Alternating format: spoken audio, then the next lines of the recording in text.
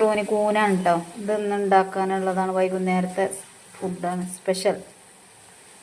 അപ്പം ഞാൻ വെള്ളം കുറച്ച് അടുപ്പത്ത് വെച്ച് തിളപ്പിച്ച വെള്ളമാക്കി ഒഴിക്കാണ്ട്. ഞാൻ ഈ കൂണുക്ക് തിളച്ച വെള്ളം പാർന്നിക്കണം. അത് അതിൻ്റെ അണുക്കളൊക്കെ പോകാനും വേണ്ടിയിട്ടാണ് കേട്ടോ അങ്ങനെ ചെയ്യണത്.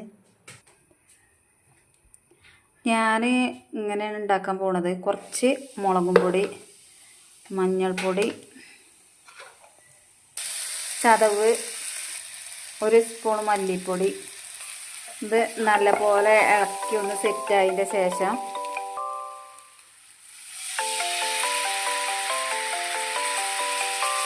വെള്ളം ഒഴിച്ച് കൊടുത്തിട്ടുണ്ട്.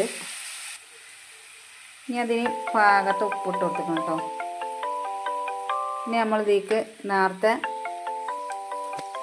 എടുത്തുവെച്ച കൂണി ചേർത്ത് കൊടുക്കണം.